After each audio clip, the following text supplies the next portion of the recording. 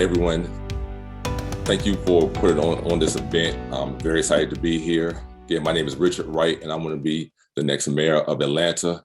A little bit about me. I moved here in 1997 with the GED. I worked my way up to get an undergrad degree and an MBA and eventually get a CPA license. And so I plan on using that skill set to analyze our green infrastructure. Atlanta spends about $151 per citizen on Greenspace, and the national average is $89. What is the return on investment for funds spent? We were 49th in the last park score.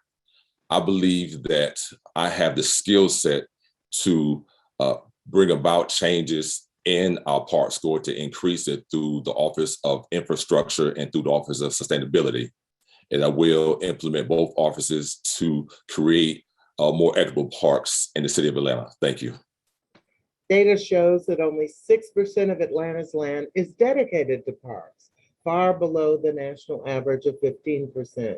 Meanwhile, 28% of Atlanta's residents do not live within a 10-minute walk of a park. Recent acquisitions like Lake Charlotte, the opening of Westside Park, the continued development of the Atlanta Beltline Trail are a step in the right direction, but the city needs significantly more parkland. So the next question, how will you fund critical land acquisition needs for Atlanta over the next 4 years and ensure a funding stream is available for future acquisitions as the city grows? 1 minute.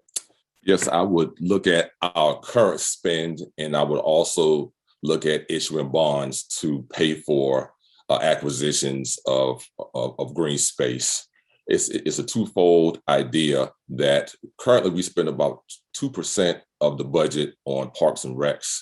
And so that comes out to $43 million. And so I would look at the initial first municipal bond issuance of $75 million coupled with a second one.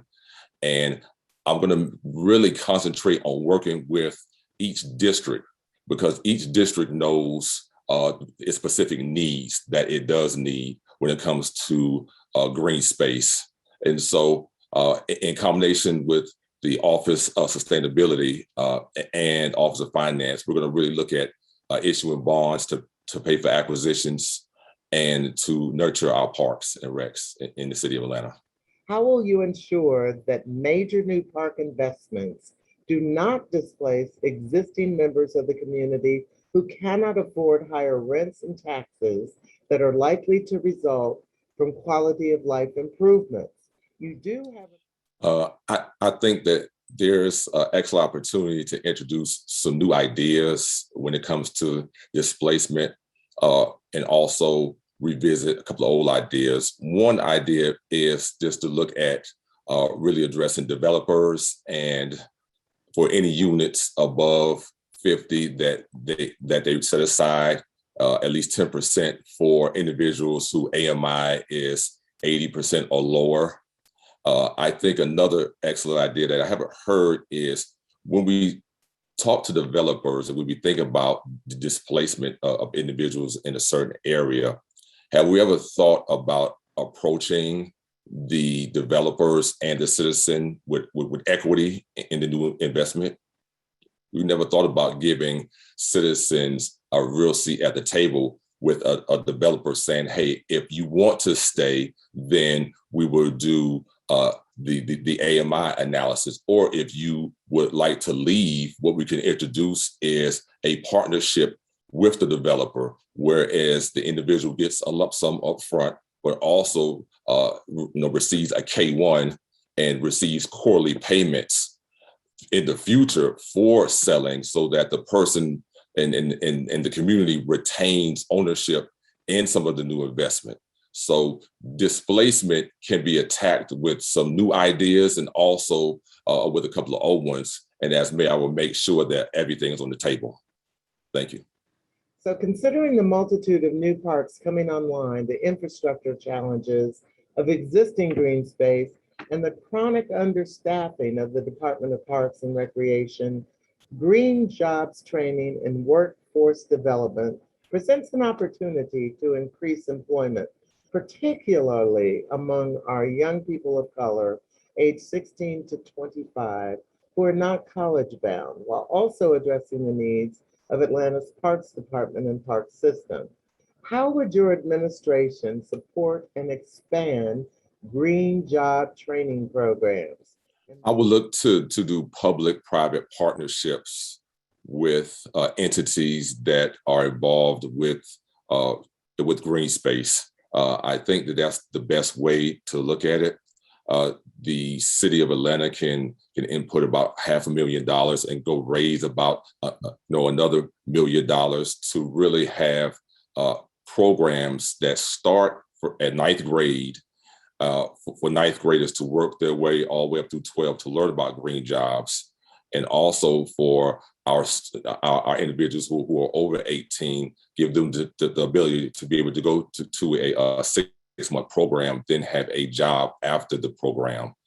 We have to really look at how we really use public-private partnerships to advance our initiatives and learning and having people to learn about parks and recs and about how to have a green thumb will really help the city move forward. Mike, thank you. Equity is about creating policies, structures, processes, and tools for all people to prosper, including low income and people of color. So what policies, structures, processes, and tools will you advance in your administration to ensure that historically disenfranchised communities receive equitable investments in their parks and their green spaces, as well as public resources necessary to maintain them? Yes, it's the CPA in me to look at the data and look at the budget. We're currently spending $44 million on parks and recs at $151 per person. What is the rate of return on that investment? I think that as a CPA, what I plan on doing is going to the largest 50 companies in Atlanta and having them adopt a park in certain communities within Atlanta. That will bring the necessary public-private partnership, the resources to each park that's in a disadvantaged community. We will do it through the Office of Sustainability. We will really review and do an analysis of the parks and the monies that will be allocated to each park based upon the city budget, and see are we effectively spending the city's dollars, and also, again, have some key performance indicators to present to our corporate sponsors to let them know that, hey, the dollars that they are investing are going towards better and greater inclusion and also equitable parks, so that the Southside parks look just like Piedmont Park. And so that can happen, and it will happen under my administration. Thank you. Speaking of impervious surfaces like roads, parking lots, and roofs, they prevent rainwater from soaking into the ground. And when it rains in an urban area like Atlanta, flooding can occur, which may lead to property damage, a degraded natural environment, and even become a threat to public health and safety. Additionally, because Atlanta's stormwater infrastructure is aging, an increase in flooding is expected to cause damage to the city's water treatment facilities. A stormwater utility fee would provide necessary funds for the operation of a stormwater management program to provide for necessary maintenance and new infrastructure to address the impacts from stormwater. That's a long way of saying, do you support the establishment of a stormwater utility in the city of Atlanta? And if not, why not? Well, I am for the establishment of it, but I am against raising any taxes or having taxes first cousin any fees. And so what I want to do is really evaluate what we're spending now, and also really look towards the infrastructure bill that hopefully will pass through Congress soon as dollars that we can use to address some of these issues. Again, as a CPA and me, I'm up for key performance indicators. How are we performing currently now, and where do we want to go? So again, currently, I'm not for raising any taxes or any fees. And I'm going to see what we're doing now currently, and also evaluate what we get from the infrastructure bill to be able to address these issues. Thank you.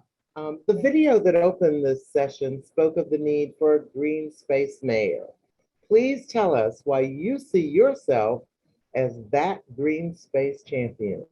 I'm going to be the green space mayor because I have a plan. I plan on creating the Office of Infrastructure and the Office of Sustainability to be able to work on green infrastructure. And that's what we need, a comprehensive plan on how to land use for the environment. And I have a plan called BAGS, and that's Bettering Atlanta Green Space, where the Office of Infrastructure and Sustainability will work together to improve our parks and recs. Thank you.